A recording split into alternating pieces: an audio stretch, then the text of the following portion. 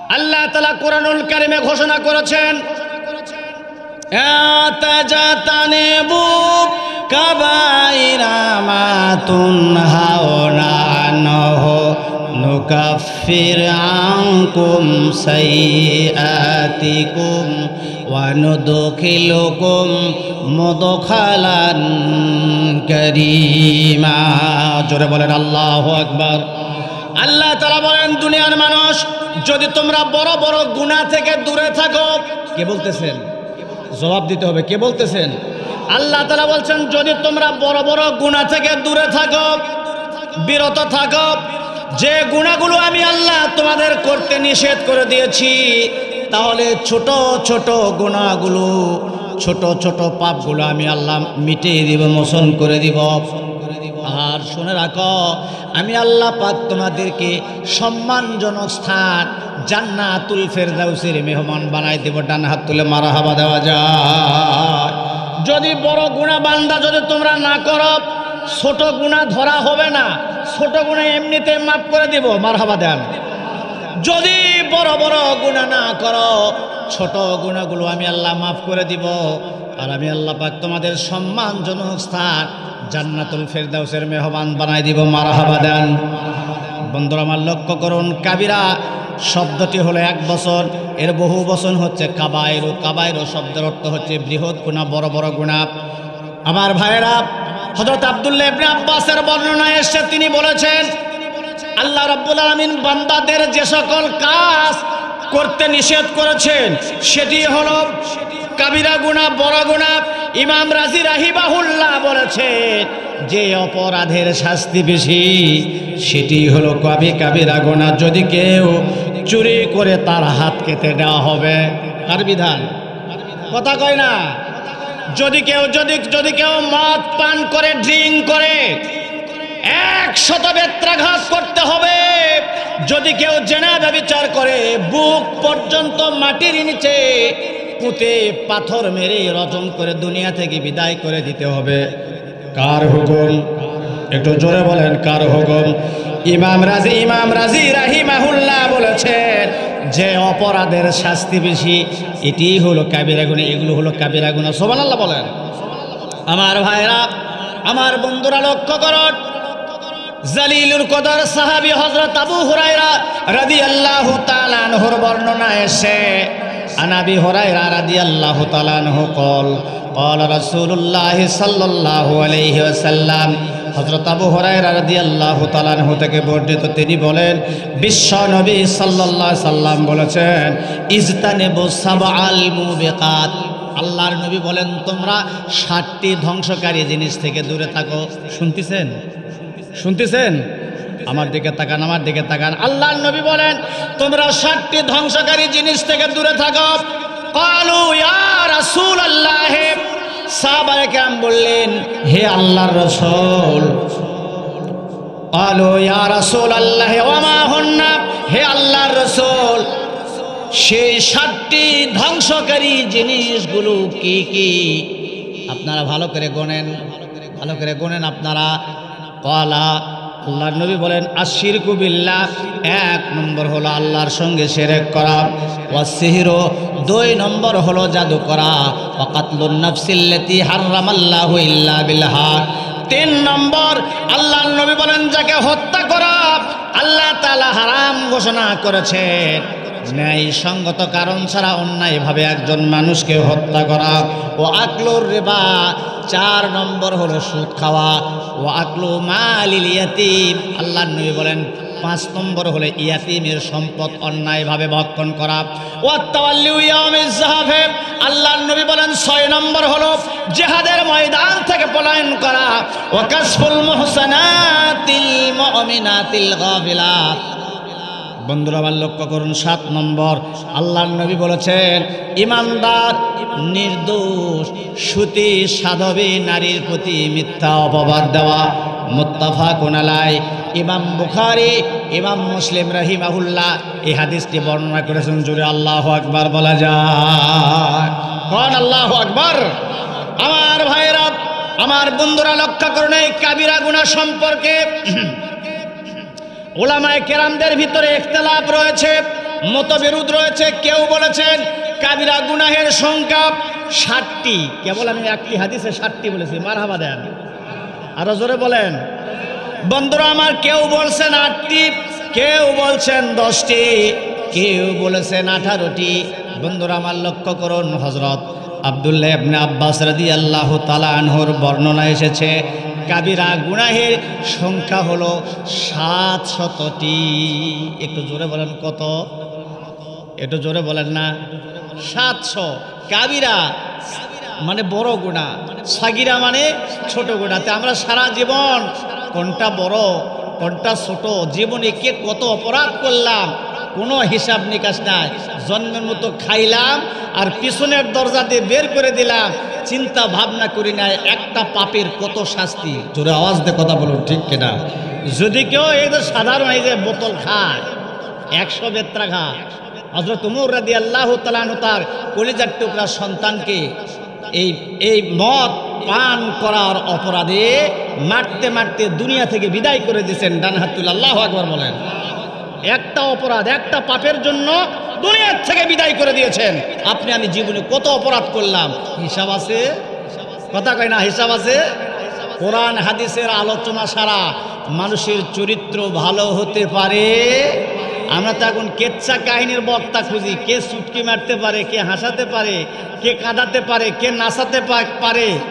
এ হলো ওয়াজের অবস্থা, যার কারণে মানুষের চরিত্রের কোনো ডেভেলপ হচ্ছে না। এই কোরআন এসেছে মানুষকে দুনিয়ার মানুষের দাসত্ব আর গোলামি থেকে মুক্ত করে এক আল্লাহর দাস, এক আল্লাহর গোলাম বানানোর জন্য। ডান হাত তুলে মারহাবা দেন। কেচ্ছা কাহিনীর ওয়াজদের সমাজ পরিবর্তন হতে পারে না। এই তো আজকে এই অবস্থা। আমরা তো খালি সেলা খুঁজি। কথা বলেন ঠিক কিনা? আসুন কান লাগান। আমরা 60টির কথা বললাম, 60টি শুনলাম। জোরে বলেন কয়টি? আমার ভাইরা, আমার বন্ধুরা লক্ষ্য করুন, 8 নম্বর কাবিরা গুনাহ হচ্ছে নামাজে অবহেলা করা, নামাজ না পড়া। এরকম লোক আছে না? আপনাদের গ্রামে বোধহয় নাই, কিন্তু শহরে শহরে আছে।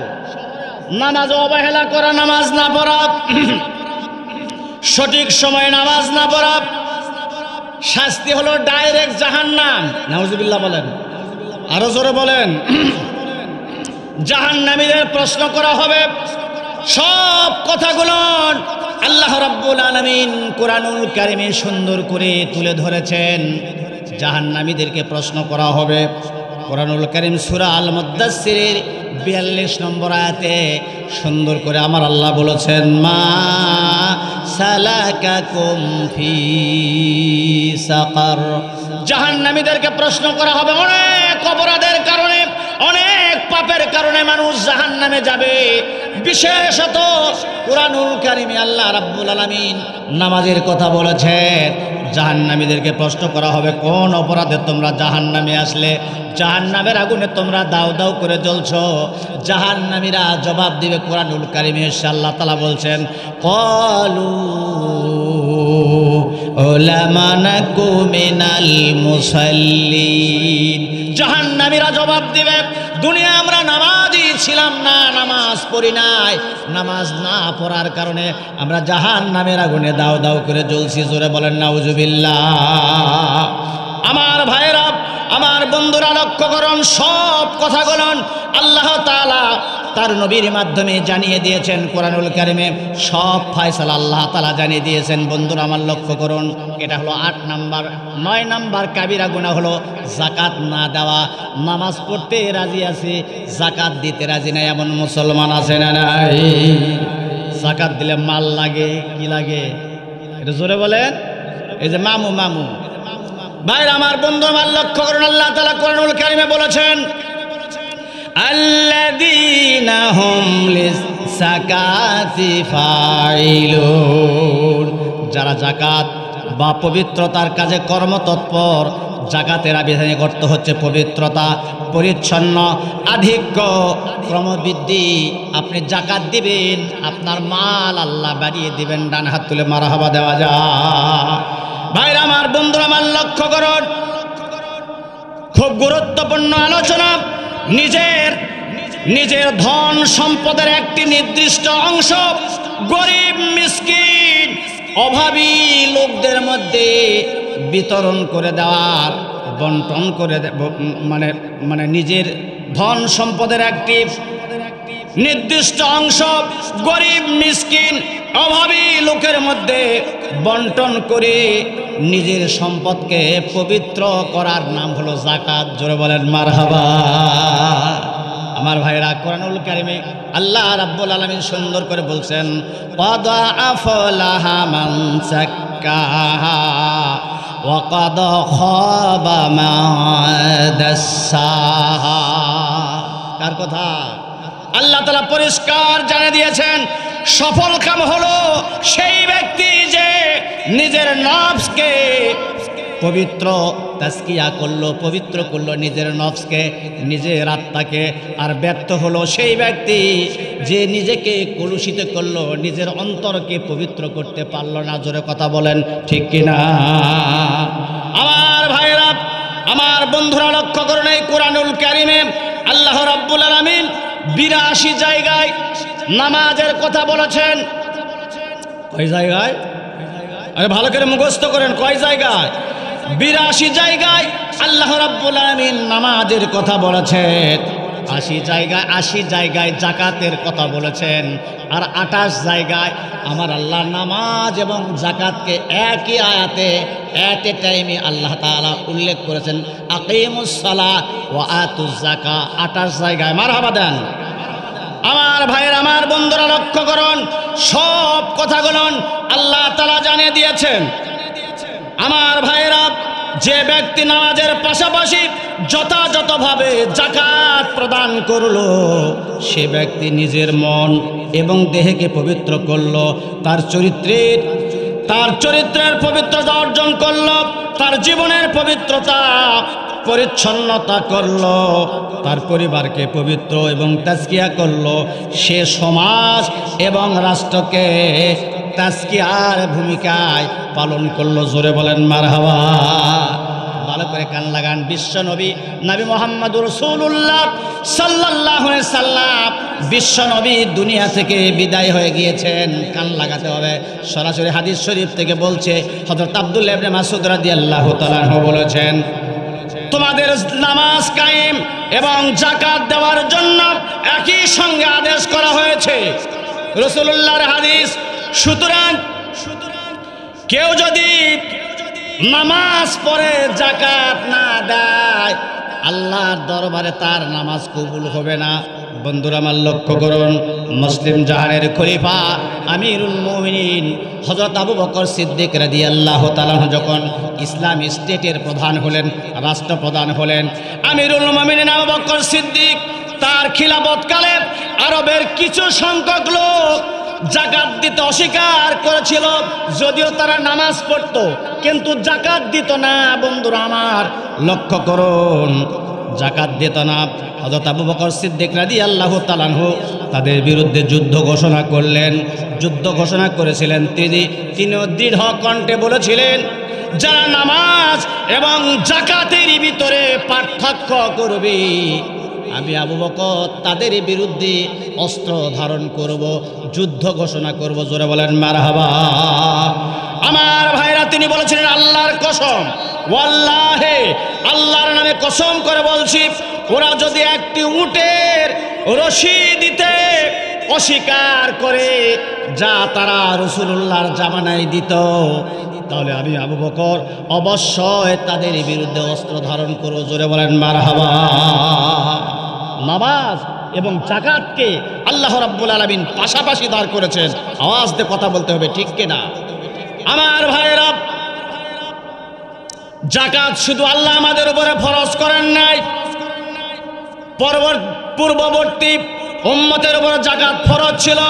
পূর্ববর্তী সমস্ত নবীর উম্মতের উপরে সমানভাবে নামাজ এবং যাকাতকে আল্লাহ রাব্বুল আলামিন ফরজ করেছিলেন। সমানভাবে নামাজ এবং যাকাত আদায় করার কঠোর নির্দেশ দিয়েছেন। সূরা আম্বিয়া 73 নম্বর আয়াতে আল্লাহ তাআলা সুন্দর করে বলছেন, আউযু বিল্লাহি মিনাশ শাইতানির রাজিম ওয়া জাআলনাহুম أئمة يهدنا بأمرنا وأوحينا إليهم فعل الخيرات وإقام الصلاة وإيتاء الزকাত। জোরে বলুন আল্লাহু আকবার। ভাইরা আমার, বন্ধুরা আমার, লক্ষ্য করুন সূরা আম্বিয়ার ৭৩ নম্বর আয়াতে আল্লাহ রাব্বুল আলামিন পরিষ্কার জানিয়ে দিয়েছেন, আমি তাদেরকে মানুষের নেতা বানিয়েছি, তারা আমার নির্দেশ অনুসারে পথ প্রদর্শন করতেন। আমি তাদের প্রতি ওহী নাজিল করলাম সৎ কর্ম করার আর নামাজ কায়েম করার আর যাকাত প্রদান করার জন্য। জোরে বলেন মারহাবা। ওয়া কানু লানা আবিদিন। জোরে বলুন না কার কথা? আল্লাহ তাআলা বলছেন, ফলে তারা খাঁটিভাবে আমার ইবাদত করতে। জোরে বলুন সুবহানাল্লাহ। আমার ভাইরা, আমার বন্ধু, লক্ষ্য করুন, আমরা নামাজ পড়ব, যাকাত দেব না, এই নামাজ আল্লাহর দরবারে কবুল হতে পারে? 10 নম্বর হচ্ছে, লক্ষ্য করুন, সামর্থ্য থাকা সত্ত্বে হজ না করা কাবিরা গুনাহ, শাস্তি ডাইরেক্ট জাহান্নাম। নাউজুবিল্লাহ বলেন, আরো জোরে বলেন। পরিষ্কার আমার আল্লাহ কোরআনুল কারীমে জানিয়ে দিয়েছেন, ওয়ালিল্লাহি আলান নাসি হিজ্জুল বাইতি মান ইসতাতা ইলাইহি সাবিলা। কার কথা? জোরে বলে কথা বলেন না, কার কথা? পরিষ্কার আমার আল্লাহ বলেছেন, আর এ ঘরের হজ করা হলো মানুষের উপরে আল্লাহর প্রাপ্য। যে ব্যক্তিরই এ ঘর পর্যন্ত পৌঁছার সামর্থ্য থাকে সে যেন এই ঘরে হজ আদায় করে। হুকুমটা কার? জোরে বলেন, কার হুকুম? ওয়াতিমুল হাজ্জা ওয়াল উমরাতা লিল্লাহ। আল্লাহ তাআলা দুনিয়ার মানুষকে লক্ষ্য করে বলেছেন, দুনিয়ার মানুষ তোমরা আল্লাহর সন্তুষ্টির জন্য হজ এবং উমরা করো। রাসূলুল্লাহ বলেছেন, মান আরাদাল হাজ্জা ফালইউআজ্জিল। যে ব্যক্তি হজ করার ইচ্ছা রাখে সে যেন শীঘ্রই হজ করে নেয়। হজ করা হলো ফরজ জীবনে। হজ যদি কেউ অস্বীকার করে সে ব্যক্তি মুসলমান থাকতে পারবে? অস্বীকার করা কাবিরা গুনাহ, শাস্তি ডাইরেক্ট জাহান্নাম। নাউজুবিল্লাহ বলেন। আবার ভাইরা, আমার বন্ধুরা, লক্ষ্য করুন, হজের একমাত্র প্রতিদান হলো জান্নাত। ডান হাত তুলে মারহাবা দেন আরো জোরে। আল্লাহ রাসূল বলেছেন, আলা হাজ্জ মাবরুর লাইসা লাহু জাযাউন ইল্লাল জান্নাহ। মারহাবা দেন। আল্লাহ রাসূল বলেছেন, হজ্জে মাবরুর ত্রুটিবিহীন হজের প্রতিদান জান্নাত। যে হজের মধ্যে কোনো ভুল ত্রুটি হয় নাই, অপরাধ হয় নাই, গুনার কাজে আপনি লিপ্ত হন নাই, ত্রুটি মুক্ত হজ যদি আপনি জীবনে করতে পারেন, আল্লাহ রাসূল বলেছেন এই হজের বিনিময়ে আল্লাহ রাব্বুল আলামিন আপনাকে জান্নাত দান করবেন। জোরে বলেন মারহাবা। হজ করতে আপনি গেলেন, আল্লাহর ঘরে হজ করে আপনি মদিনা মুনাওয়ারায় চলে গেলেন, রাসূলের রওজায় আপনি সালাম দেবেন, আসসালাতু ওয়াসসালামু আলাইকা ইয়া রাসূলুল্লাহ, আসসালাতু ওয়াসসালামু আলাইকা ইয়া নবী আল্লাহ, আসসালাতু ওয়াসসালামু আলাইকা ইয়া হাবিবাল্লাহ, আসসালাতু ওয়াসসালামু আলাইকা ইয়া খায়রা খালকিল্লাহ, আসসালাতু ওয়াসসালামু আলাইকা ইয়া খাতামাল আম্বিয়া, আসসালাতু ওয়াসসালামু আলাইকা ইয়া সাইয়্যিদাল আম্বিয়া ওয়াল মুরসালিন ওয়া রাহমাতাল লিল আলামিন। জোরে বলেন মারহাবা। রাসূলুল্লাহ রওজায় আপনি সালাম দিয়েছেন। আল্লাহর নবী বলেন, মান যারা কবরি ওয়াজাবাত লাহু শাফাআতি। আল্লাহর নবী বলেছেন, যে ব্যক্তি আমার কবর জিয়ারত করলো, আমার উপর তার সুপারিশ করা ওয়াজিব হয়ে গেল। ডান হাত তুলে মারহাবা দেওয়া যায়। আপনাকে রাসূলুল্লাহ সুপারিশ করে নিয়ে ডাইরেক্ট আল্লাহর জান্নাতে নিয়ে যাবে। ডান হাত তুলে আরেকবার মারহাবা দেন। 11 নম্বর কাবিরা গুনাহ হলো পিতামাতার অবাধ্য হওয়া, পিতামাতারে কষ্ট দেওয়া। এমন লোক আছে না নাই? এক কথা কয় না, আছে না?